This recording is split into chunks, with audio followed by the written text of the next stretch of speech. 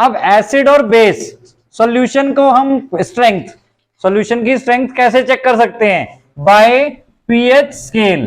PH का मतलब क्या है? Power of hydrogen. ठीक है, पावर ऑफ हाइड्रोजन। और ये स्केल जो है वो पावर ऑफ हाइड्रोजन के क्या है? इनवर्सली प्रोपोर्शनल है। ठीक है, आपका जो पीएच स्केल है वो इनवर्सली प्रोपोर्शनल है किसके? हाइड्रोजन आयंस के। क्लियर? एसिड और बेस दोनों में ही क्या होते हैं? हाइड्रोजन आयंस होते हैं। दोनों में ही आपके हाइड्रोजन आयंस होते हैं। ठीक है, बट बेस में क्या होता है? जो हाइड्रोक्साइड आयंस होते हैं वो हाइड्रोजन आयन से ज्यादा होते हैं। बेस में हाइड्रोक्साइड आयंस यानी OH नेगेटिव आयंस क्या होते हैं? ज्यादा होते हैं देन H+ आयंस। क्लियर? तो एसिड हो या बेस हो या कोई भी सब्सटेंस है तो उसमें H+ आयंस आपके हैं। ठीक है, नाउ अब पीएच स्केल से हम टेस्ट कैसे करते हैं? पीएच स्केल में रेंज गया आपकी 0 से लेके 14 तक, और 7 आपका क्या है? Neutral.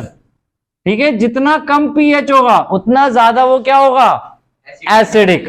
Laser will be the pH, more will be the acidic. Greater will be the pH, more will be the basic. जितना ज्यादा पीएच होगा उतना ज्यादा बेसिक होगा, जितना कम पीएच होगा उतना एसिडिक ज्यादा होगा। क्लियर? अगर अब हम 2 और 4 में चेक कर रहे हैं कौन ज्यादा एसिडिक होगा? 2 वाला ज्यादा एसिडिक होगा, 4 वाला लेस एसिडिक होगा। ऐसे ही अगर हम 10 और 12 चेक कर रहे हैं तो इसमें हम बेसिक बोलें तो बेसिक कौन ज्यादा होगा? 12 वाला। कम वाला बेस कौन सा होगा? 10 कंपैरिजन में। ठीक है, याद रहेगा? तो इस तरीके से हम टेस्ट कर सकते हैं। नाउ अब पीएच स्केल हो गया हमारे पास। अब इसको टेस्ट कैसे करेंगे? By using pH paper. Clear? जैसे लिटमस पेपर था आपका वैसे एक पीएच पेपर भी बनाया गया है। कैसे? मिक्सचर ऑफ सेवरल इंडिकेटर से। ठीक है, तो ये क्या करता है? अलग अलग कलर शो करता है अलग अलग पीएच वैल्यूज पर। ठीक है, ये आपको दिया हुआ है फिगर 29 पर, देखो ध्यान से। रेड कलर किसके लिए? एसिड के लिए। और धीरे धीरे ये किसमें कन्वर्ट हो जाएगा? ग्रीन, और फिर पर्पल। 7 पर आपका क्या कलर आएगा? ग्रीन। और 14 पर पर्पल। और 0 पे डार्क रेड है। क्या है? Violet, sorry violet. ठीक है, क्लियर? ये कलर आपको ध्यान रखने हैं बेटा। नाउ अब importance of pH in everyday life. Importance क्या है पीएच की आपकी डे टू डे लाइफ में? पहला, डाइजेस्टिव सिस्टम में। डाइजेस्टिव सिस्टम में कौन सा आपका एसिड लिबरेट होता है? Hydrochloric acid. ठीक है, अब हाइड्रोक्लोरिक एसिड अगर ज्यादा हो जाए तो क्या होगा? एसिडिटी हो जाएगी, और उससे रिलीफ लेने के लिए हमें क्या यूज करना पड़ेगा? Baking soda. और उसको हम क्या बोलेंगे? एंटासिड। एंटासिड का मतलब माइल्ड बेस। माइल्ड बेस या वीक बेस, क्योंकि आपका जो एसिडिक जनरेट हुआ है आपका वहां पे वो भी माइल्ड है, तो उससे रिलीफ पाने के लिए क्या होगा? माइल्ड बेस हमें यूज करना पड़ेगा जो उसको क्या कर दे? न्यूट्रलाइज कर दे। ठीक है, now pH change as the cause of tooth decay. Teeth के अंदर क्या हो जाता है? कई बार आपके माउथ में शुगर पार्टिकल, जो भी आप फूड खाते हो, ठीक है, वो लेफ्ट ओवर रह जाते हैं, और बैक्टीरिया उन शुगर पार्टिकल को किसमें कन्वर्ट कर देता है? एसिड में। अब वो एसिड आपके टूथ के जो इनेमल होता है उसको धीरे धीरे कोरोड करने लगता है। क्लियर? तो उससे बचाने के लिए हमें क्या जरूरी है? ब्रश करना, जिससे क्या होगा? बेस न्यूट्रलाइज कर देगा उस एक्सेस ऑफ एसिड को। ठीक है, और टूथ डिकेइंग होने से बच जाएंगे। क्लियर? तो इसलिए हमें हमेशा खाने के बाद क्या करना चाहिए? एक तो माउथ वॉश करना चाहिए ताकि जो लेफ्ट ओवर पार्टिकल्स हैं वो कम से कम हो जाएं, और ब्रशिंग करनी चाहिए ताकि जो एक्सेस ऑफ एसिड आपका वहां जनरेट हो चुका है वो न्यूट्रलाइज हो जाए या क्लीन हो जाए। ठीक है, नाउ प्लांट्स और एनिमल्स भी पीएच चेंज के लिए सेंसिटिव होते हैं। हमारी बॉडी कितने पीएच की वैल्यूज पे वर्क करती है? 7 to 7.8। आपका ब्लड जो होता है अंदर, ठीक है, उसमें जो पीएच रेंज होती है 7 to 7.8 रहती है जनरली। ठीक है, तो अगर हमारी पीएच अगर चेंज हो रही है तो उससे हमें प्रॉब्लम स्टार्ट हो सकती है ब्लड में। ठीक है, इसी तरह प्लांट्स भी सॉइल में कब ग्रो करेंगे? जब पीएच वहां पे न्यूट्रल होगा तब वो बेस्ट ग्रो करेंगे। क्लियर? तो वो बेस्ट कब होगा? अब 7 जब पीएच हो। अब कई बार आपको पता है एसिड रेन्स होती हैं। एसिड रेन क्या होती हैं? जब शुरू शुरू में बारिश, मतलब जब आपका पोल्यूशन ज्यादा कलेक्टेड है सपोज एटमॉस्फेयर में। क्लियर? लाइक कौन से oxides? Carbon dioxide, nitrogen dioxide और सल्फर डाइऑक्साइड। ये 3 आपके डाइऑक्साइड्स हैं जो वाटर के साथ मिक्सअप होके एसिड बना देंगे, माइल्ड एसिड।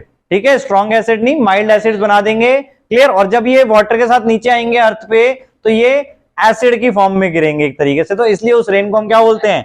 एसिड रेन, जो कि आपके लिए भी हार्मफुल हो सकती है और इवन प्लांट्स वगैरह के लिए, सॉइल्स वगैरह के लिए भी हार्मफुल हो सकती है।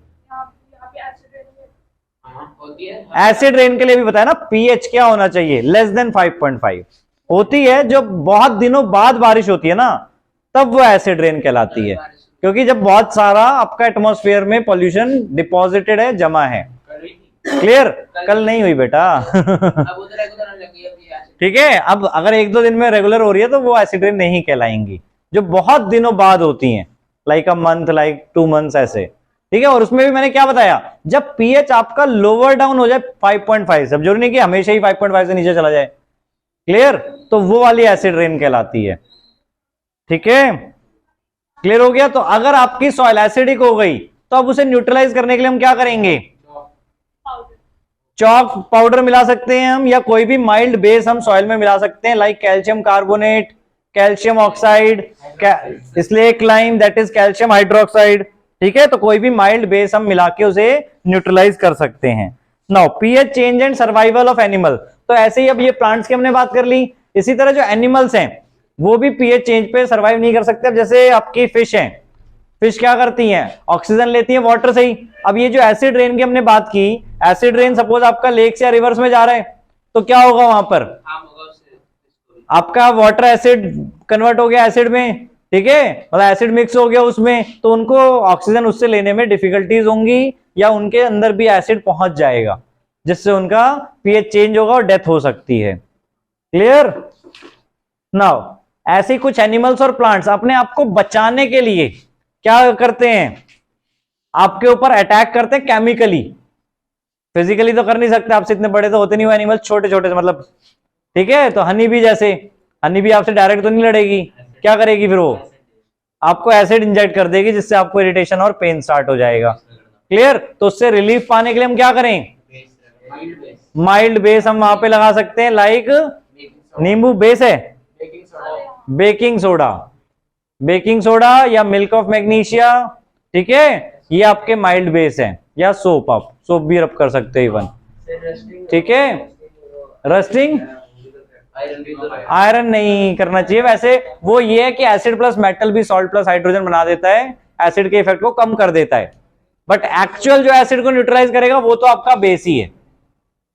ठीक है, मतलब अगर आपको एसिड को जल्द से जल्द न्यूट्रलाइज करना है तो उसके लिए आपका बेस बेस्ट सॉल्यूशन है।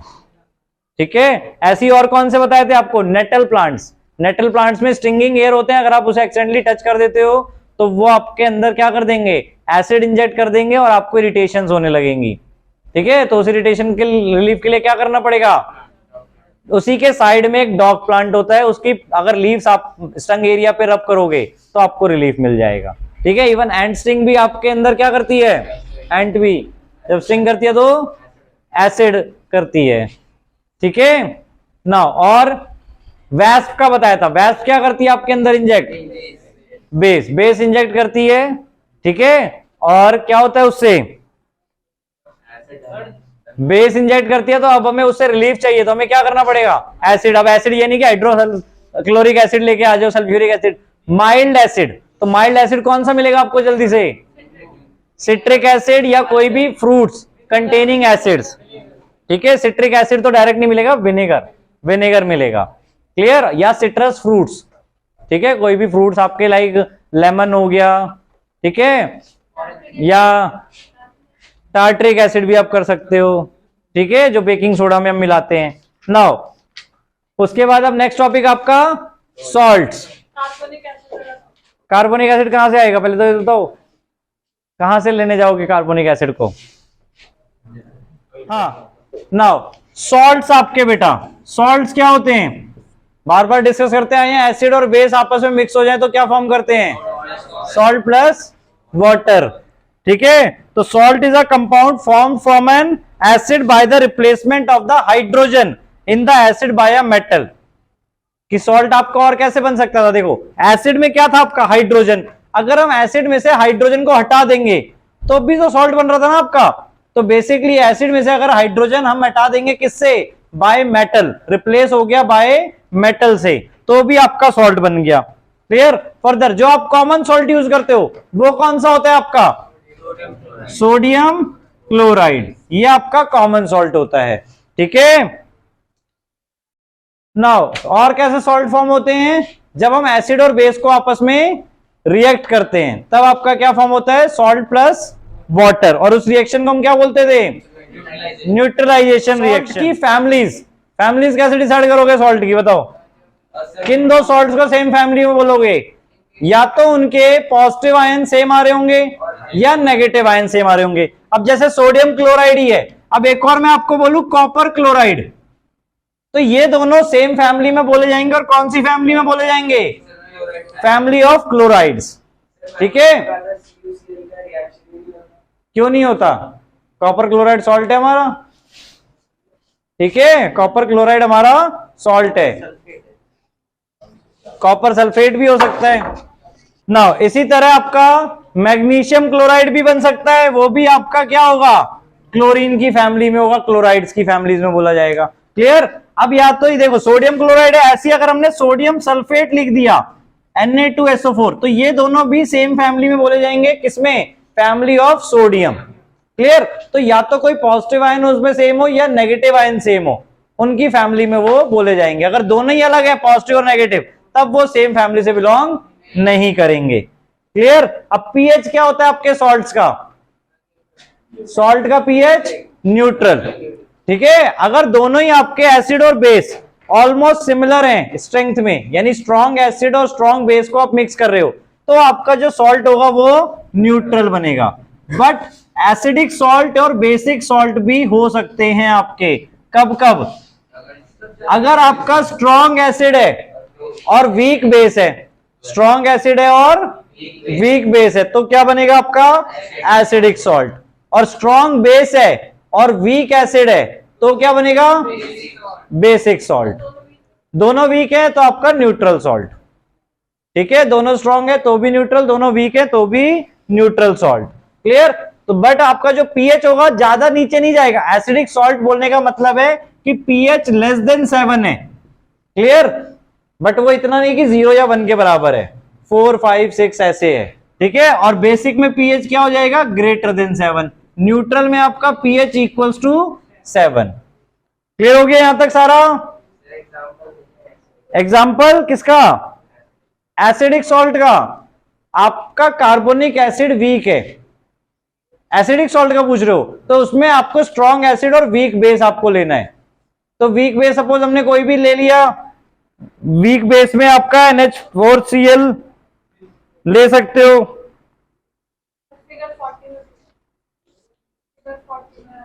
Figure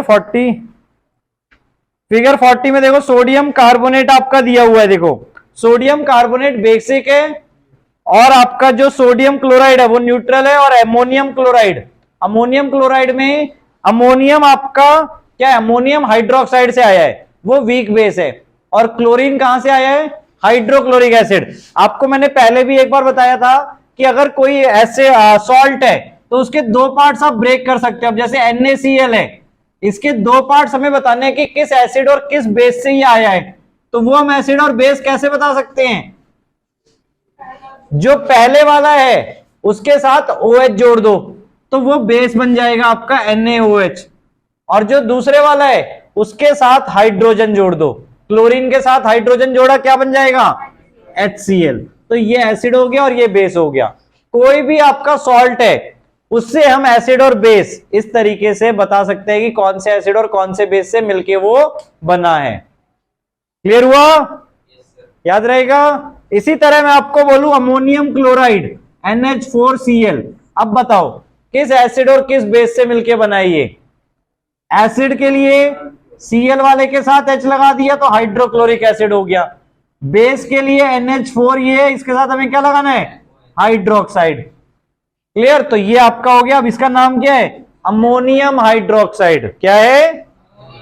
ammonium hydroxide. NH3 ammonia होता था, NH4 आपका अमोनियम है, अमोनियम हाइड्रोक्साइड। HCl तो पता ही है आप सबको, हाइड्रोक्लोरिक एसिड। ठीक है, यहां तक क्लियर हुआ? नाउ अब कॉमन सॉल्ट हमारे लिए कितना जरूरी है बताओ? कॉमन सॉल्ट कुकिंग के लिए तो यूज किया जाता है या नहीं? ठीक है, और भी बहुत सारे यूजेस है कॉमन सॉल्ट के आपके, जो हमें फर्दर काम आते हैं। अब कौन कौन से? इंडस्ट्रियल यूज बहुत ज्यादा है इवन कॉमन सॉल्ट का। क्लियर? इंडस्ट्रियल यूज मतलब कि और अदर कंपाउंड्स बनाने में आपका कॉमन सॉल्ट का यूज किया जाता है। क्लियर? जैसे फॉर एग्जांपल कौन से बताओ? Sodium hydroxide, bleaching powder, baking soda, washing soda, ये चारों ऐसे एलिमेंट्स कंपाउंड्स हैं आपके जो सोडियम क्लोराइड की हेल्प से बनाए जाते हैं। ठीक है, आइस को फ्रीज करने में, आइस को मेल्ट करने में। नेक्स्ट टॉपिक आपका केमिकल्स फ्रॉम कॉमन सॉल्ट। ठीक है, कॉमन सॉल्ट। ठीक है, पहले कॉमन सॉल्ट ऑब्टेन्ड कैसे होता है? देखो, कॉमन सॉल्ट आप सबको पता है कौन से एसिड और कौन से बेस से बना है? NaOH प्लस HCl से बना है। और क्या रिएक्शन है आपकी टोटली? NaCl plus H2O। ठीक है, हाँ, तो कॉमन सॉल्ट हम ऑब्टेन करते हैं कैसे? बाय NaOH और HCl को हमने मिक्स किया तो आपका क्या फॉर्म हो जाएगा? NaCl plus H2O। बट ऐसे लेबोरेटरी में बनाया जाता है आपका। एक्चुअल में कॉमन सॉल्ट कहां से ऑब्टेन होता है आप सबको? सी से। कैसे? By evaporation. ठीक है, और कहां से ऑब्टेन होता है? रॉक से। रॉक से नहीं मतलब उसको हम माइन करते हैं लाइक कोल, और उस सॉल्ट को हम रॉक सॉल्ट बोलते हैं। क्यों बोलते हैं रॉक सॉल्ट? क्योंकि वो एक स्टोन की तरीके से मिलता है हमें। ठीक है, उसको ब्रेक किया जाता है प्रॉपर, और फिर उससे आपका सॉल्ट ऑब्टेन किया जाता है। इवन ब्लैक सॉल्ट भी बोलते हैं उसे। ठीक है, याद रहेगा?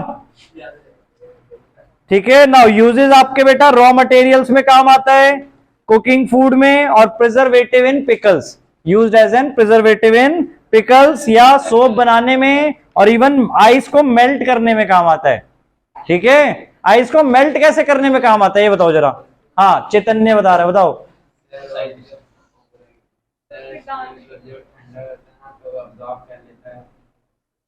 नहीं, कौन बता रहा है प्रॉपर आंसर कि कॉमन सॉल्ट आइस को मेल्ट करने में किस तरीके से काम में आता है? तो जहां पे धूप नहीं आती वहां पे क्या करेंगे? आइस को धूप में रखने से मेल्ट हो जाती, तो फिर कॉमन सॉल्ट को क्यों यूज करते? आपका ध्यान से सुनो बेटा, आइस को मेल्ट करने में कैसे यूज आती है? आइस का जो मेल्टिंग पॉइंट होता है आप सबको पता है कितना है? 0 डिग्री सेल्सियस। और सॉल्ट का जो मेल्टिंग पॉइंट होता है वो क्या होता है?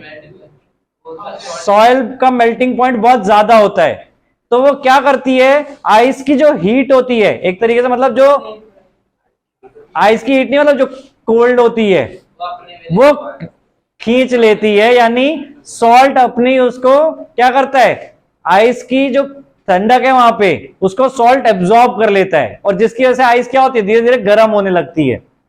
गर्म होगी तो क्या होगी? आइस मेल्ट हो जाएगी। यानी आप अगर आइस और सॉल्ट को मिक्स करोगे तो उनका जो कॉमन मेल्टिंग पॉइंट होगा वो अब ज्यादा हो जाएगा 0 डिग्री से, तो जिसकी वजह से आइस क्या होगी? उससे जल्दी पिघल जाएगी। याद रहेगा? नहीं आया तो क्या क्या बोला इसने? दोबारा बोल। ठंडक वाला पॉइंट वाला नहीं आता इसका। ठीक है, क्लियर? तो कोल्ड कंट्रीज में आइस को मेल्ट कराने के लिए सोडियम क्लोराइड यूज किया जाता है। नाउ केमिकल्स, अब आपके केमिकल्स कॉमन सॉल्ट से कौन कौन? सबसे पहले आपका कॉस्टिक सोडा। क्या है? Caustic soda. कॉस्टिक सोडा का केमिकल नेम क्या है? सोडियम हाइड्रोक्साइड, और फॉर्मूला NaOH। क्लियर? कैसे प्रिपेयर किया जाता है? अब सोडियम क्लोराइड को अगर हम वाटर में मिक्स कर दें तो इस सॉल्यूशन को हम क्या बोलते हैं? Brine solution. इस सॉल्यूशन को हम क्या बोलते हैं? Brine solution. अब इसमें अगर हम इलेक्ट्रिसिटी पास करवाएं तो आपका क्या होगा? NaOH सेपरेट हो जाएगा प्लस H2 प्लस Cl2 आपकी ऑब्टेन्ड हो जाएगी। कहां कहां पे? हाइड्रोजन ऑब्टेन्ड होगी कैथोड पे, और क्लोरीन कलेक्ट होगी कहां पे? एनोड पे। और NaOH भी कहां कलेक्ट होगा? Near the anode. एनोड है कैथोड है?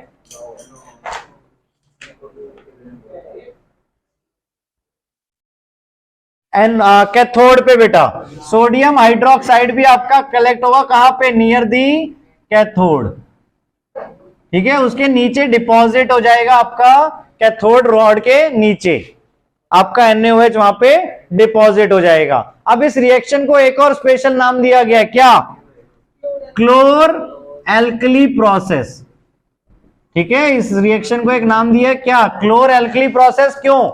क्योंकि क्लोरीन ऑब्टेन्ड हो रही है इसमें एक तो, और alkali stands for NaOH। Alkali आप सबने पढ़ा था, वाटर सॉल्युबल बेस को हम एल्कली बोलते हैं। तो वाटर सॉल्युबल बेस आपका NaOH वहां ऑब्टेन्ड होता है, तो इसलिए इस रिएक्शन को क्या नाम देते हैं? क्लोर एल्कली प्रोसेस। ब्राइन समझ में आ गया बेटा? ब्राइन क्या है? जब हम सोडियम हाइड्रोक्साइड का, सोडियम क्लोराइड का मिक्सचर बनाते हैं किसके साथ? वाटर के साथ, तो आपका वो ब्राइन सॉल्यूशन बन जाता है। ठीक है, नाउ अब यूजेस क्या है बेटा? ये तो हो गया प्रोडक्शन हम कैसे करते हैं NaOH की। यूज कहां आता है NaOH आपका? तो सबसे पहला यूज तो बेटा सोप इंडस्ट्री में है। क्लियर? आपके जितने भी सोप मैन्युफैक्चरर्स होते हैं, ठीक है, उसमें आपका सोडियम हाइड्रोक्साइड यूज होता है। सोप्स और डिटर्जेंट, टेक्सटाइल फाइबर्स में यूज होता है। ठीक है, मैन्युफैक्चर ऑफ पेपर। ठीक है, इतना याद रहेगा। इवन एक लास्ट पॉइंट ध्यान से देख लो, degreasing metals, oil refining and making dies. Clear? जो मेटल्स होते हैं उनको डीग्रीज कराने में काम आता है सोडियम हाइड्रोक्साइड। डीग्रीज मतलब एक तरीके से जहां से हमें ग्रीसिंग हटानी होती है। ग्रीस पता है सबको? ग्रीस यूज की जाती है स्मूथ बनाने के लिए, तो जहां से हमें ग्रीसिंग हटानी है तो उस प्रोसेस को डीग्रीसिंग बोलते हैं। क्लियर? तो एक तरीके से आपका सोडियम हाइड्रोक्साइड क्या है? देखो, सोप टाइप की क्वालिटीज है आपकी, क्योंकि सोप आपका सोडियम हाइड्रोक्साइड से ही बनता है। तो सोप आप किस लिए यूज करते हो? किसी भी सरफेस को क्लीन करने के लिए, तो वही चीज आपका सोडियम हाइड्रोक्साइड भी यूज आएगा। क्लियर?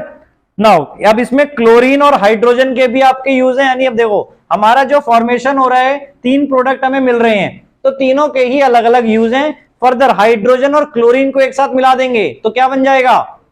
Hydrochloric acid. तो उसका भी आपको यूज ले सकते हो, हाइड्रोजन और क्लोरीन को जोड़ के। क्लियर? मिक्स करा के हाइड्रोक्लोरिक एसिड आपका बन जाएगा, तो वो भी हम, उसके भी बहुत सारे इंडस्ट्रियल यूज हैं। सेकंड आपका बेकिंग सोडा, क्योंकि वॉशिंग सोडा आपका बेकिंग सोडा से ही फॉर्म होता है। तो बेकिंग सोडा कैसे फॉर्म हो रहा है? क्या रिएक्शन है बताओ? NaCl plus H2O plus NH3 plus CO2। तो ये तो आपका देखो ब्राइन सॉल्यूशन है। क्लियर? अब इसमें हमने ये 2 चीजें और मिला दी, अमोनिया और कार्बन डाइऑक्साइड। तो अब आपका फॉर्मेशन हो जाएगा NH4Cl प्लस NaHCO3। ये आपका बेकिंग सोडा है बेटा, और इसका केमिकल नेम क्या है? सोडियम बाइकार्बोनेट या सोडियम हाइड्रोजन कार्बोनेट। क्लियर? और ये इसका कॉमन नेम। ठीक है, केमिकल फॉर्मूला क्लियर हो गया, और केमिकल नेम क्या है? Sodium hydrogen carbonate. क्लियर? याद रहेगा? नाउ रिएक्शन क्लियर हो गई। क्या क्या हमने मिक्स किया? ब्राइन सॉल्यूशन के साथ अमोनिया और कार्बन डाइऑक्साइड मिक्स कर दिया, और क्या फॉर्म हो गया आपका? NH4Cl। NH4Cl का नाम क्या होगा? Ammonium chloride. और NaHCO3 का सोडियम हाइड्रोजन कार्बोनेट, और कॉमन नेम आपका बेकिंग सोडा। आपको 3 चीजें ही सब में याद रखनी है। देखो, एक तो उनका नाम, कॉमन नेम, केमिकल नेम, दूसरा कैसे प्रिपेयर किए जाते हैं, और तीसरा यूजेस, कहां यूज आते हैं। बेकिंग सोडा का यूज तो आप सबको पता ही है, कहां आता है? For baking purposes. ठीक है, तो बेकिंग पर्पसेस में कहां पे, कैसे? जब हम इसको किसी भी एसिड के साथ रिएक्ट करवाते हैं तो क्या करता है? ये कार्बन डाइऑक्साइड प्रोड्यूस करता है। जब हम बेकिंग सोडा को किसी भी एसिड के साथ रिएक्ट करते हैं तो वो कार्बन डाइऑक्साइड रिएक्शन प्रोड्यूस करता है। तो तो उस कार्बन डाइऑक्साइड की वजह से आपका कोई भी सब्सटेंस है वो फ्लफी हो जाता है। अब जैसे ब्रेड्स वगैरह होती हैं आपकी, ब्रेड्स केक जो फ्लफी हो जाते हैं, वो इसी वजह से कि जब आपका बेकिंग सोडा किसी भी एसिड के साथ रिएक्ट करेगा तो कार्बन डाइऑक्साइड फॉर्म करेगा। अब वो जब कार्बन डाइऑक्साइड निकलेगी तो वो पूरी उस सब्सटेंस से नहीं निकल पाएगी और वो सब्सटेंस को क्या कर देगा, फ्लफी बना देगा। ठीक है, क्लियर? वो पूरी आपकी नहीं निकल पाएगी कार्बन डाइऑक्साइड, वहां पे ट्रैप हो जाएगी इन बिटवीन द पार्टिकल्स। सो उसकी वजह से आपका जो सब्सटेंस होगा वो फ्लफी हो जाएगा, जैसे ब्रेड वगैरह आपने देखिए फ्लफी रहती हैं। क्लियर? याद रहेगा। तो जितने भी ये बेकरी आइटम्स होते हैं उसमें बेकिंग सोडा का ही यूज होता है। क्लियर? नाउ और क्या यूज है बेकिंग सोडा का? हम पहले से पढ़ते आ रहे हैं, used as an antacid. Clear? अगर एसिडिटी हो जाए आपके स्टमक में तो उससे रिलीफ लेने के लिए हमें क्या करना पड़ेगा, बेकिंग सोडा हम यूज करते हैं। ठीक है। थर्ड आपका बेटा फायर एक्सटिंग्विशर में काम आता है। क्यों? अगेन वही कि बेकिंग सोडा को हम किसी भी एसिड के साथ रिएक्ट करवाएंगे तो क्या फॉर्म करेगा, कार्बन डाइऑक्साइड, और कार्बन डाइऑक्साइड की हेल्प से हम किसी भी फायर को एक्सटिंग्विश कर सकते हैं। क्लियर? क्योंकि कार्बन डाइऑक्साइड क्या करेगा, ऑक्सीजन की सप्लाई को कट कर देता है। यानी जब किसी सब्सटेंस के ऊपर आपने कार्बन डाइऑक्साइड स्प्रे कर दी तो क्या होगा, वहां से ऑक्सीजन सप्लाई कट जाएगी, मतलब कार्बन डाइऑक्साइड उस सब्सटेंस को ढक देगा एक तरीके से। क्लियर? तो ऑक्सीजन डायरेक्टली आपके सब्सटेंस के साथ रिएक्ट नहीं हो पाएगी और वो बर्न नहीं हो पाएंगे। ठीक है, बैठो वहीं पे बेटा। क्लियर? तो बेकिंग सोडा के यूज क्लियर हो गए। उसके बाद थर्ड आपका बेटा वॉशिंग सोडा। अब वॉशिंग सोडा ध्यान से देखो, बेकिंग सोडा से ही फॉर्म होता है। वॉशिंग सोडा आपका बेकिंग सोडा से ही फॉर्म होता है। अब कैसे? बेकिंग सोडा में जो NaHCO3 था आपका, अब NaHCO3 को अगर हम हीट करेंगे तो वो क्या फॉर्म करेगा, Na2CO3 plus carbon dioxide plus water. Clear? Reaction balance कर लेना उसके अकॉर्डिंग। क्या हो जाएगा, यहां 2 आ जाएगा और बाकी मेरे ख्याल से बैलेंस है ना, कार्बन 2 हो गए, ऑक्सीजन 6 हो गए, ऑक्सीजन 6 वहां पर है आपके। क्लियर? कोई भी रिएक्शन लिखनी है तो हमेशा बैलेंस फॉर्म में लिखनी है, ध्यान रखना। ठीक है? और बैलेंसिंग अलग से याद रखने की जरूरत नहीं है, रिएक्शन याद रखो, बैलेंसिंग उसके बाद करो। ठीक है? नाउ ये हो गया वॉशिंग सोडा। अब बट वॉशिंग सोडा का फॉर्मूला क्या है, Na2CO3.10H2O, और केमिकल नेम क्या है, सोडियम कार्बोनेट डेकाहाइड्रेट। क्या है, sodium carbonate decahydrate. Clear? Now अब हमें क्या करना है, इसको अभी हमारा देखो Na2CO3 बना है, Na2CO3 10H2O नहीं बना है ना, तो अब 10H2O कैसे बनाए, Na2CO3 के साथ हमने वाटर मॉलिक्यूल रिएक्ट करवा दिए और अब आपका क्या फॉर्म हो गया, Na2CO3.10H2O।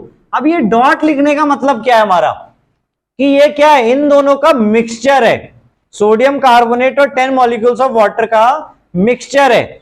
बट क्या इससे आपका ये जो सब्सटेंस है वॉशिंग सोडा, क्या वो वेट होगा, नहीं। ये 10 मॉलिक्यूल्स किस लिए रिक्वायर्ड हैं, इसको क्या बोलते हैं, एक अलग से नाम भी बताया था, वाटर ऑफ क्रिस्टलाइजेशन।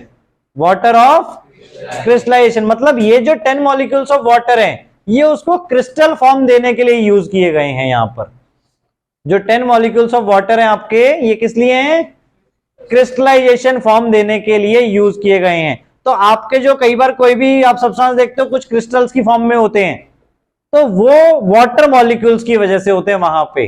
ठीक है? तो किसी भी सब्सटेंस में अगर वाटर मॉलिक्यूल अटैच्ड है इस तरीके से, तो उसका मतलब क्या है कि वो क्रिस्टल फॉर्म में है। और इवन जो कलर्स भी होते हैं, आपने कई सॉल्ट्स के कलर भी देखे हैं अलग अलग, तो वो वाटर ऑफ क्रिस्टलाइजेशन की वजह से ही होते हैं।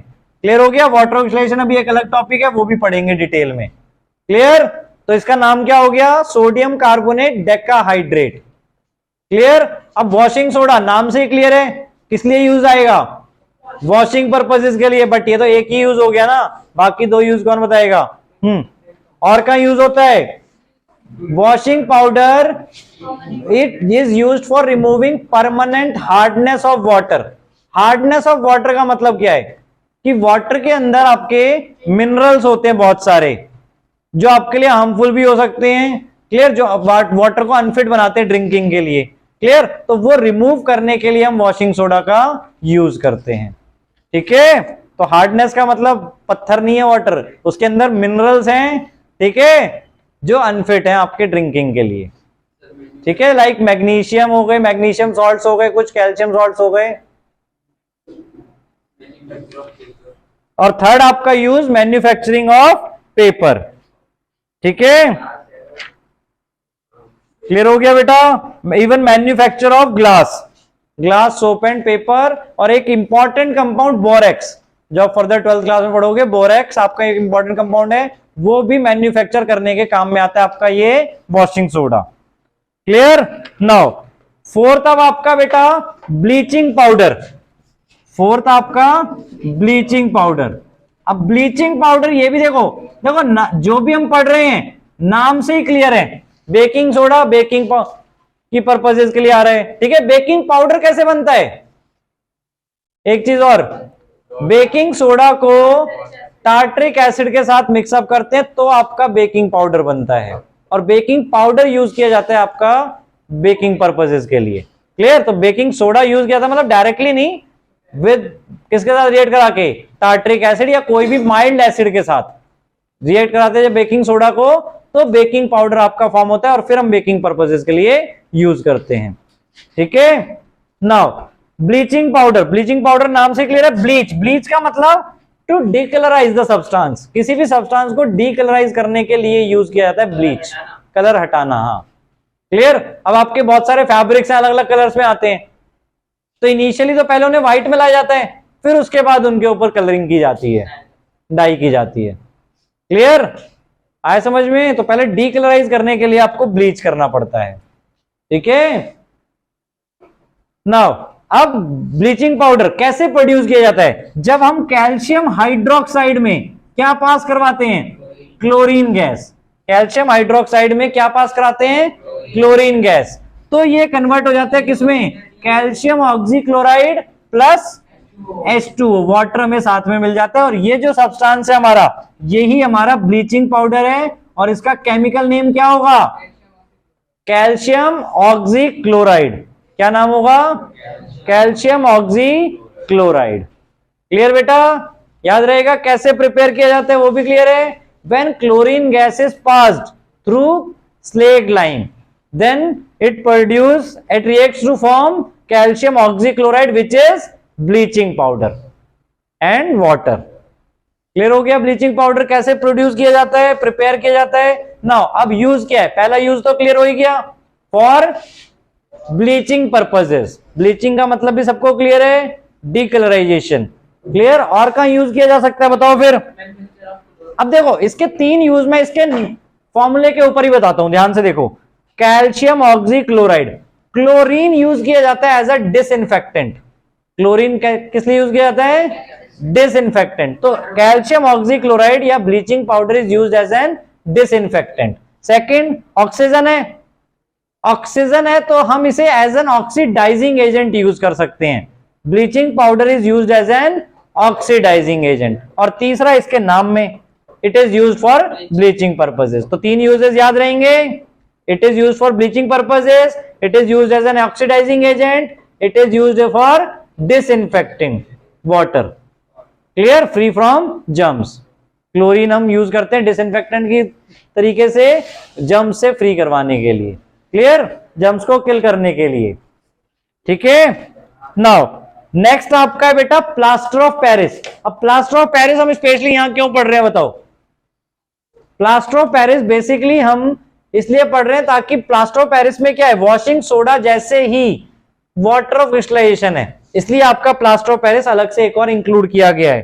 प्लास्टर ऑफ पेरिस आपका कॉमन सॉल्ट के ऊपर डिपेंड नहीं करता है, ठीक है। ये चारों डायरेक्टली और इनडायरेक्टली कॉमन सॉल्ट के ऊपर डिपेंड करते हैं। पर तुम सबके दिमाग में एक चीज आ नहीं रही कि सर ब्लीचिंग पाउडर में तो NaCl हमें दिख ही नहीं रहा, फिर ये कैसे कह रहे हो आप, पूछते तो हो नहीं। मैंने बोला मान लिया, मैं बोलूंगा हिंदुस्तान का राजा कौन है, मान लोगे।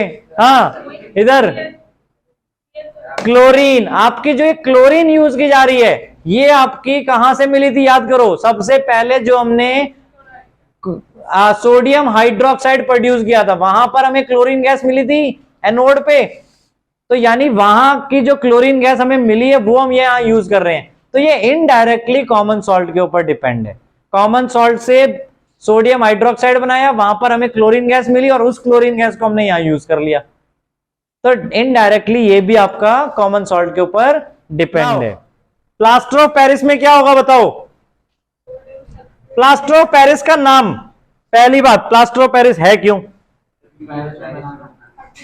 प्लास्टरिंग के लिए काम में आता है और पेरिस में सबसे पहले यूज किया गया था, ठीक है, इसलिए प्लास्टर ऑफ पेरिस बोला जाता है। प्लास्टर ऑफ पेरिस को शॉर्ट फॉर्म में क्या बोलते हैं?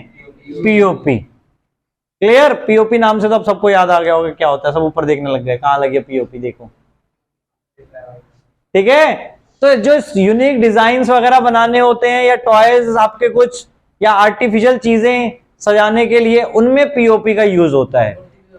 मूर्ति वगैरह वही आर्टिफिशियल डिजाइन्स वगैरह हो गए आपके, क्लियर, या जो एंटीक पीसेस हो गए कुछ, वो बनाने के लिए हम केमिस्ट्री लैब में क्या, हाँ लैब, मतलब लैब में क्या यूज होता है, मतलब आपका बताता हूं, कहीं आपके सीलिंग मतलब कोई गैप्स वगैरह है उनको फिल करने के लिए भी यूज किया जाता है, ठीक है, क्लियर। और भी बहुत सारे यूजेस है, पर पहला यूज तो आपका वही है प्लास्टरिंग पर्पसेस, कि अगर सपोज किसी की बोन वगैरह ब्रेक हो गई है और उसको सही जगह पे फिट करना है तो डॉक्टर्स वगैरह प्लास्टर के लिए यूज करते हैं। दूसरा आपका सजाने के लिए हो गया डेकोरेटिंग वॉल्स या स्मूथनिंग ऑफ वॉल्स, और कहां यूज कर सकते हैं? फायर प्रूफिंग मटेरियल भी हम बोल सकते हैं, गैस वगैरह के लीकेज वगैरह से आपको बचाने के लिए भी यूज किया जाता है, इसको साइड में लगाया जाता है, क्लियर, याद रहेगा। अब यूजेस तो पहले हमने डिस्कस कर लिए, रिएक्शन क्या है और फॉर्मूला क्या है वो कौन बताएगा? Calcium sulphate dot half H2O। अब इसका मतलब क्या है, नाम क्या होगा केमिकल नेम इसका? Calcium sulphate hemihydrate. अब इसमें हाफ H2O का मतलब क्या है कि इसका एक्चुअल फॉर्मूला अगर हम लिखें तो वो ये होगा, यानी 2 molecule of calcium sulphate use कर रहे हैं 1 molecule of water, clear, but हमने एक कैल्शियम सल्फेट दिखाने के लिए वाटर मॉलिक्यूल को हाफ दिखा दिया, क्लियर, आया समझ में? तो एक्चुअल फॉर्मूला आपका कैल्शियम सल्फेट हेमीहाइड्रेट बोला जाता है, clear, but half water molecule का समझ गए किस वे में आपको ध्यान रखना है कि यानी एक मॉलिक्यूल हाफ कर रहा है, इट मींस 2 कैल्शियम सल्फेट के मॉलिक्यूल मिलके एक वाटर मॉलिक्यूल को शेयर कर रहे हैं, ठीक है। नाउ अब इसको प्रोडक्शन कैसे की जाती है, प्रिपेयर कैसे किया जाता है? जिप्सम से, ठीक है। जिप्सम आपका एक और कंपाउंड है जिसके अंदर वाटर ऑफ क्रिस्टलाइजेशन होती है, और क्या है फॉर्मूला उसका? कैल्शियम सल्फेट बाइहाइड्रेट, ठीक है, 2 मॉलिक्यूल्स होते हैं वाटर के आपके। अब उसको जब हम हीट करते हैं एट अ सर्टेन टेम्परेचर, और टेम्परेचर भी कितना? 373 केल्विन या 100 डिग्री सेल्सियस पर जब हम हीट करते हैं तब आपका फॉर्म होता है calcium sulphate dot half H2O plus 1.5 H2O आपका वहां से लिबरेट हो जाता है, वेपोराइज हो जाता है, क्लियर। अगर ज्यादा हीट कर दोगे तो वो हाफ मॉलिक्यूल भी आपका वहां पर नहीं बचेगा। बिना हीट के इसको प्लस कर दे, मतलब अगर आप पीओपी में वाटर मिलाओगे और छोड़ दोगे तो वो वापस जिप्सम बन जाएगा, और जिप्सम एक हार्ड सॉलिड होता है, उसे हम इजीली ब्रेक करके वापस पीओपी नहीं बना सकते। ये जो रिएक्शन है ये प्रॉपरली आपकी लैबोरेटरीज में ही हो सकती हैं, क्लियर। पीओपी आपका एक पाउडर फॉर्म में होता है, अगर कभी आपने देखा हो यूज करते हुए, और उसमें वाटर मिलाते हैं और सेट कर देते हैं, जहां पे सेट कर देते हैं फिर वो वापस आपका क्या बन जाता है? एक सॉलिड मास, ठीक है। 10-15 मिनट बाद, कितने मिनट, धीरे धीरे सूखता जाता है और उतना वो हार्ड होता जाता है, ठीक है, जैसे जैसे आपका वो वाटर मॉलिक्यूल वहां से इवेपोरेट होता जाएगा, तो ठीक है। नाउ प्लास्टर ऑफ पेरिस की यूजेस क्लियर हो गए। अब प्लास्टर ऑफ पेरिस से वापस जिप्सम बनाना हो तो क्या होगा? अगर हमने वाटर मिला दिया गलती से या वैसे ही आपने, ठीक है, तो क्या हो जाएगा? प्लस H2O यानी 1.5 H2O इसके साथ रिएक्ट हो जाएगा और क्या बना देगा वापस? जिप्सम, जो कि एक हार्ड सॉलिड है और वापस उसे पाउडर फॉर्म में कन्वर्ट इजीली नहीं किया जा सकता। क्लियर हो गए ये पांचों? ठीक है, पांचों आपके सॉल्ट्स।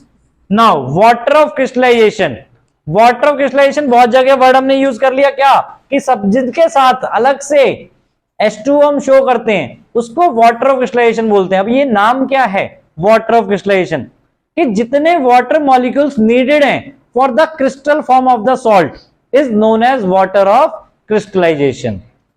क्लियर, याद रहेगा, जितने मॉलिक्यूल्स वाटर के नीडेड हैं for its crystal form is known as water of crystallisation.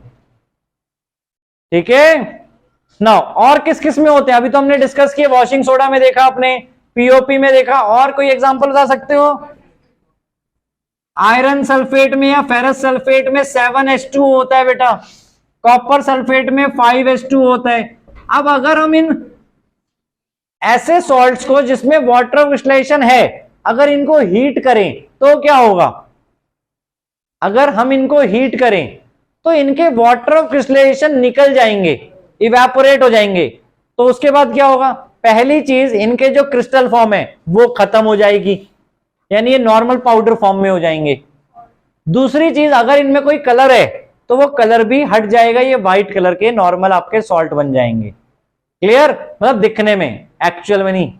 ठीक है, व्हाइट सॉल्ट की तरह आपके दिखेंगे सिंपली, ना ही क्रिस्टल दिखेगा ना ही कलर दिखेगा। तो ये दो चीजें वहां से ऑटोमेटिकली गायब हो जाएंगी आपकी। क्लियर। अब अगर इन्हें वापस हमें अगर इनकी एक्चुअल फॉर्म में लाना है तो क्या करें, रीहाइड्रेटेड। ठीक है, दोबारा से वाटर हम इसमें मिक्सअप कर दें, तो वाटर मिक्सअप करके इन्हें धूप में रख दें या कहीं पर ऐसी जगह रख दें जहां से धीरे धीरे वाटर इवेपोरेट होता रहे इनसे। तो जब हम वाटर के साथ मिक्स करेंगे तो कलर तो एट अ टाइम आपको दिखने लग जाएगा वहां पे। दूसरी चीज, क्रिस्टल फॉर्म धीरे धीरे जैसे जैसे वाटर वहां से इवेपोरेट होता रहेगा और धीरे धीरे ये क्रिस्टल फॉर्म में अपनी वापस आते जाएंगे। तो कुछ घंटों के बाद या एक दो दिन के बाद जब पूरा वाटर वहां पे इवेपोरेट हो जाएगा, देखो अब हमने बोला यहाँ पे 5 मॉलिक्यूल ऑफ वाटर चाहिए। अब आप गिन के तो नहीं डाल सकते, आप मेजर करके प्रॉपरली नहीं डाल सकते, आप थोड़ा ज्यादा पानी डाल रहे हो, अब धीरे धीरे वाटर वहां से इवेपोरेट हो रहा है। जितना इनको चाहिए वो क्रिस्टल में आ जाएंगे और जितना नहीं चाहिए वो धीरे धीरे वहां से इवेपोरेट होता जाएगा। और जब सारा वाटर, एक्स्ट्रा वाटर इवेपोरेट हो जाएगा तो ये वापस अपनी क्रिस्टल फॉर्म और कलर दिखने लगेगा। तो वाटर ऑफ क्रिस्टलाइजेशन दो चीजें देते हैं इन्हें, एक तो क्रिस्टल फॉर्म और दूसरा इनका कलर, अगर किसी में है तो। फिगर 53 में देखो ये कलर आपको दिए हुए, कोबाल्ट नाइट्रेट रेड कलर का होता है, सोडियम कार्बोनेट व्हाइट कलर का ही होता है। ठीक है, बट क्रिस्टल फॉर्म में। निकल सल्फेट किस कलर का है, dark green. Magnesium sulphate white होता है, कॉपर सल्फेट ब्लू, ये तो याद रखना specially, copper sulphate blue, even iron sulphate green. ठीक है, याद रहेगा। तो हम वाटर ऑफ क्रिस्टलाइजेशन को हीट भी कर सकते हैं, मतलब ऐसे सॉल्ट्स को हम हीट भी कर सकते हैं और वापस वाटर ऑफ क्रिस्टलाइजेशन ऐड भी कर सकते हैं।